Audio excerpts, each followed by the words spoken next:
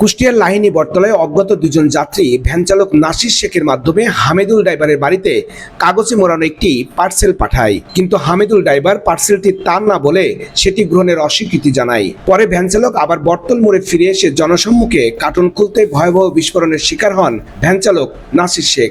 স্থানীয়রা বলছেন, দেখতে সাধারণ কাগজের কার্টনের মতো হলেও ভিতরে বিশেষভাবে সেট করা একটি বক্স ছিল, যা নাড়িয়ে আলোর সংস্পর্শে আসার সঙ্গে সঙ্গেই বিস্ফোরিত হয়। বিস্ফোরণে নাসির গুরুতর আহত হয়ে এখন কুষ্টিয়া জেনারেল হাসপাতালে চিকিৎসাধীন রয়েছে। করি যদি মালটা যদি হারাই যায় তাহলে আমরা দেখাতে পারবো, ভিডিও করে রাখিয়ে দিচ্ছি।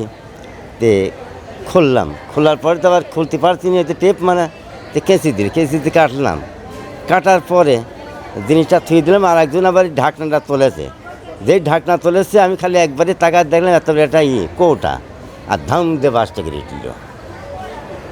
তারপর আমরা ছিটকে পড়ে গেলে আমার এইখানে লাগেছে। এমনি এক বন্ধু, সেও বলে ড্রাইভার পার্সেল দিয়ে গেছে, ও দিতে গেলাম, ও তো নিল না, তো এটা কী করবো?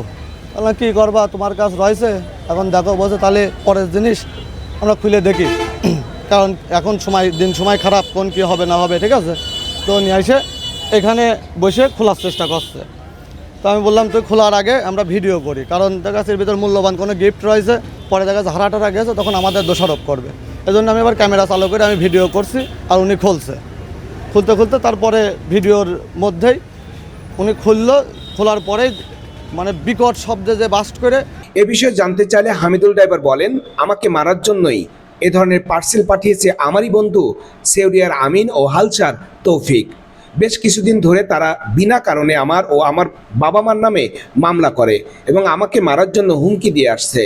আমাকে মার্ডার করার জন্য এটা তৌফিক আর আমিন আমার নামে মামলা করে। তৌফিক আমিন সাক্ষী এডি ও মিথ্যা একটা মামলা করে, আমিও থানা মোড়ে যাই, ওর দোকান ভাঙচুর করি, এই নিয়ে ওক মার্ডার করি, এই করার হুমকি দিয়ে এই বিষয় নিয়ে মামলা করে কোর্টে। আমি একটা অভিযোগও করি থানায় ওদের নামে। ওরা আমাকে মিথ্যা মামলা দিচ্ছে, আমার বাবার নামে দিচ্ছে, আমাকে বিভিন্ন সময় হয়রানি করতেছে এই বিষয়ে। ভ্যান চালক নাসির শেখের চিকিৎসার খোঁজখবর জানতে চাইলে হাসপাতালের আবাসিক ডাক্তার বলেন, বিস্ফোরণে তিনি মারাত্মকভাবে স্পর্শকাতর জায়গায় আঘাতপ্রাপ্ত হয়ে হাসপাতালে ভর্তি হন, তবে এখন তিনি সুস্থ রয়েছেন। গতকালকের সন্ধ্যার একটু পরে সম্ভবত আমরা এরকম একটা রোগীর খবর পাই, আমাদের ইমার্জেন্সিতে আসে, যেটা ওরা বলার চেষ্টা করছিল ককটেল টাইপের কোনো বোম বিস্ফোরণ হয়েছে। তো তার নিম্নাঙ্গের যৌনাঙ্গ সহ বেশ কিছু অংশ ইনজুরি হয়েছে।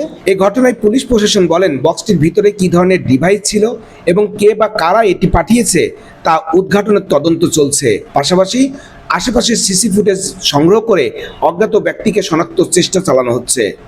এই ঘটনাটাকে আমরা আরও খতিয়ে দেখছি এবং এর সাথে আমরা ইতিমধ্যে একটা ভিডিও ফুটেজ আমরা পেয়েছি এবং কারা এটার সাথে সংশ্লিষ্ট কিছুটা তথ্য আমরা সংগ্রহ করার চেষ্টা করছি। আমাদের গোয়েন্দা তৎপরতা অব্যাহত রয়েছে, তো আশা করি এই বিষয়টা আমরা উদ্ধার করতে পারবো। এ ধরনের বোমা আলো সংবেদনশীল, যা ভিতরে ছোট আকারের বিস্ফোরক পদার্থের সঙ্গে থাকে। কার্টুন বন্ধ থাকলে সেন্সরের উপর আলো পড়ে না, ফলেই সার্কিট নিষ্ক্রিয় থাকে। ঢাকনা খোলার সঙ্গে সঙ্গে আলো ঢুকলেই সার্কিট সম্পূর্ণ হয়ে বিস্ফোরণ ঘটে বলে জানান বিস্ফোরক বিশেষজ্ঞরা। তরিকুল ইসলাম, আন্দোলনের বাজার, ডিজিটাল।